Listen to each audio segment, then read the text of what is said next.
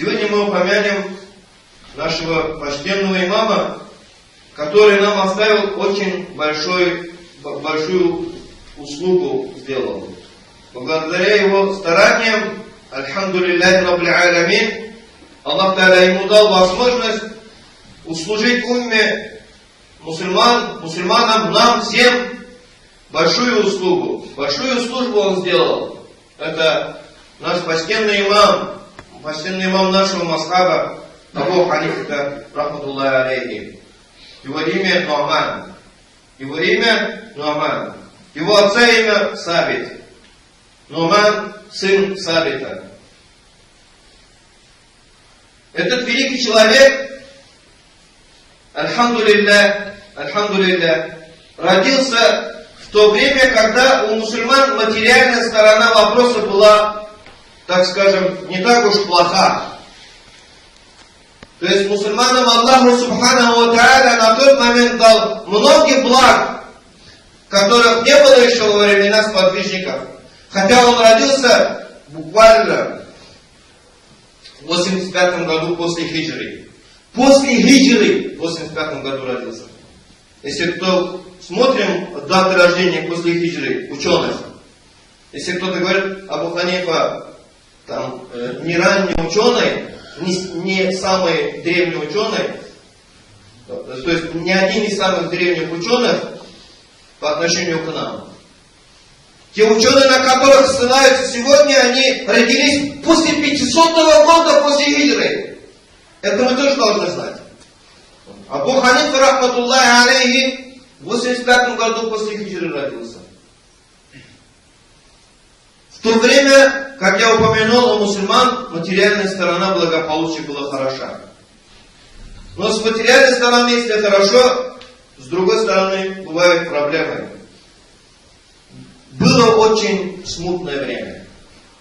Он родился и рос в смутное время, относительно смутное время. Но родился он в состоятельной семье, в благополучной, материально благополучной семье родился. И его папа не жалел материальных средств для того, чтобы его сын получил хорошее образование, религиозное образование особенно. Он выучил Коран в очень малом возрасте. Он религиозные науки постиг в очень малом возрасте. Его папа щедро оплачивал учителям, которые обучали его религии, обучали Корану. За то, что ему выучивать Коран хафиз, его сделал Коран хафизом, его отец платил золотом. И не щедро платил. Он не говорил, это же ради Аллаха ты делаешь, почему я должен тебе платить? Он платил это за это. Золотом. Золотом платил, не просто какими-то деньгами. Мы это мало кто знает. Мало кто думает, мало кто об этом это запоминает. Это мы читаем в книгах. Но мы не запоминаем. Но это важный факт. Дальше идем. Слов нет, он же человек. Но Аллаху Субханаху ва Тааля ему дал возможность пройти некоторые испытания. Потом ему дал возможность услужить умме мусульман очень сильную службу. Служить умме мусульман очень сильную службу. Я, как и сказал, было смутное время. В плане именно мусульмане достигли всего того, о чем мечтали сподвижники, первые мусульмане уже достигли.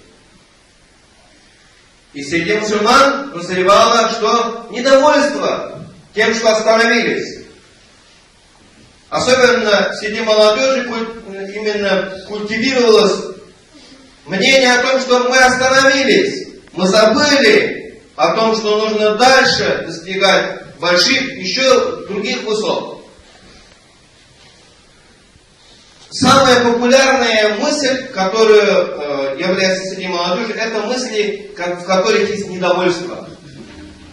Среди молодежи это ходило недовольство. Абу Ханифа был молодым человеком. Он был молодым человеком, и он, конечно же, общался со своими сверстниками. Между 8 и 15 годами, когда ему было, он общался со своими сверстниками, ходил, играл, игра переходила на более широкие круги знакомств. Он познакомился с многими людьми из своих сверстников и тех, кто постарше, зная о том, что у него есть возможность совершить преступление, а конкретно, если сказать, убить человека, чиновника убить, именно государственного. Один, очень даже недобропорядочный человек, его искусил на это. Молодого человека искусил на это. Не только искусил, дал ему нож отравленный, для того, чтобы совершить это преступление. Представляете, какое испытание прошел этот молодой человек, будучи молодым человеком. Не все эти испытания выдерживают. Альхамдулиллахи Раббил Алямин, его папа тоже был, по меркам нынешнего времени, великим ученым. По меркам сегодняшнего дня, нашими глазами, если надо посмотреть на его отца, он был великим ученым.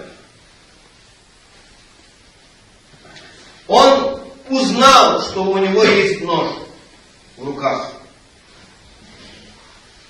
Он не стал его ругать, он не стал его бить.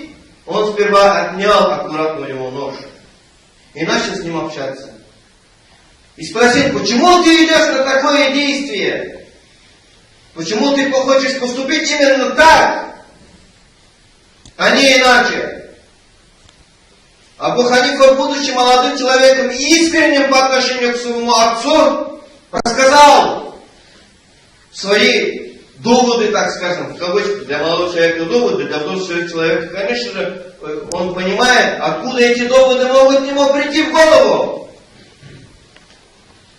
Он ему сказал, если ты хочешь изменить состояние мусульман в лучшую сторону, бери знания и распространяй их. Вот тогда ты сделаешь великое дело, а от этого действия откажись. Он понимал, отняв нож, остановить преступника невозможно, пока он сам не решит остановиться.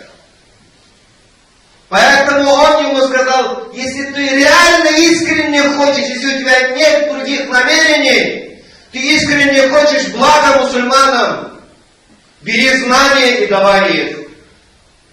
Это человек, у которого голова наполнена Кораном. Это человек, у которого голова наполнена знаниями о пророке, алейхиссалату вассалям, почти с первых уст. Как минимум со вторых уст, то есть сподвижники, потом идут табиини. Времена табиинов было. Человек, который учился у тех людей, которые видели сподвижников, кучу сподвижников.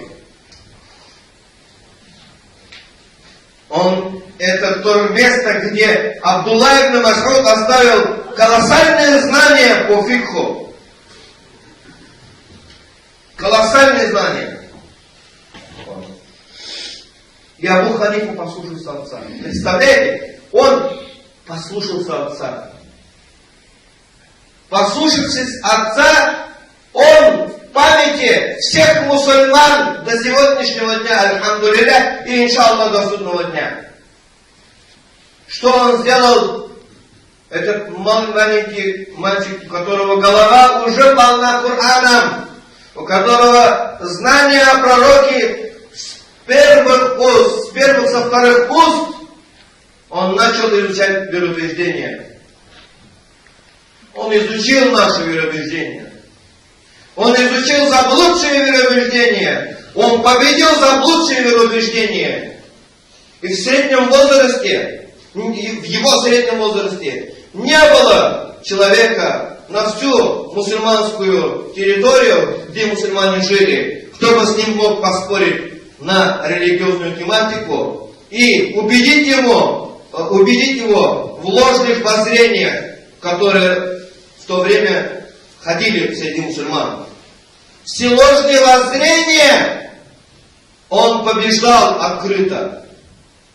Про него говорили за глазами. Если он скажет чему-либо, что это золото, он докажет. Это в арабском языке означает, что он докажет, что он сильный в доказательствах. Это не то, что он узурпатор, то, что там насильник. Нет. То, что у него доказательства сильные. Всегда. Он не робеет перед доказательствами. Он ими владеет. Когда акида была полностью приведена в порядок у мусульман, он взялся за фикх, за шариат, за правовую часть. Потому что к тому времени уже появлялась чехарда даже в этой сфере. Почему? Потому что сподвижников уже нет. Табиини уходят. И нужно приводить в порядок этот вопрос. Он не испугался этого. Он взялся за это. И в этом тоже великого дела достиг. Если у нас у ханафитов Абдулла ибн Мас'уд, ради Аллаху ан, 1000 раз ради Аллаху ан, является тем, кто оставил букву в фикхе, в шариате, в мусульманском праве, соль, песок, все ингредиенты от хлеба оставил. Тот, кто испек этот хлеб, является Абу Ханифа, рахматуллахи алейхи. Именно тот, кто взял эти все вещи, из них сделал вкуснейший хлеб. Так мы описываем его службу шариату. Вот этот человек, альхамдулиллахи раббиль аламин, в одном вопросе, альхамдулиллах, полностью послушался отца, правильным путем пошел и достиг вот каких результатов, альхамдулиллахи раббиль аламин. Если бы он тогда не послушался, он достиг бы этих результатов. Маловероятно. За то, что мусульманина убиваешь, Аллах Субхану ва Тааля еще ни одного человека не сделал благословенным человеком. Ни одному человеку еще Аллах Субхану ва Тааля не дал тех благ, которые дал Абу Ханифе, рахматуллахи алейхи. Он, тот человек, про которого имам Шафии, рахматуллахи алейхи, сказал: мы все дети перед Абу Ханифой в вопросах шариата. И когда в вопросах фикха, и когда он читал джаназа намаз неподалеку от могилы Абу Ханифы, он прочитал джаназа намаз по ханафитскому мазхабу. Там без фатихи, вот эти все ритуалы правильно, как ханафиты читают, так и прочитал. Вот. Таким образом, он в деле проявил уважение великому имаму, учителю своих учителей. Почему я говорю учителю своих учителей? Потому что, когда Абу Ханифа не стало, а его не стало в 150 году по хиджре, в 150 году, Абу Ханифа ушел к Аллаху Субхану ва Тааля до судного дня. Мы с ним попрощались. А в этом году родился имам Шафии. В 150 году по хиджре родился имам Шафии. Поэтому, альхамдулиллахи раббиль аламин, не надо думать, что то состояние мусульман, те вопросы, которые с этим мусульман ходили, что они сейчас не актуальны. Они и сейчас актуальны. Поэтому для нас является имам Абу Ханифа, рахматуллахи алейхи, великим примером для подражания. Потому что он, изучив акиду, на все вопросы по акиде ответил, изучив фикх, на 300 лет вперед ответил на все вопросы.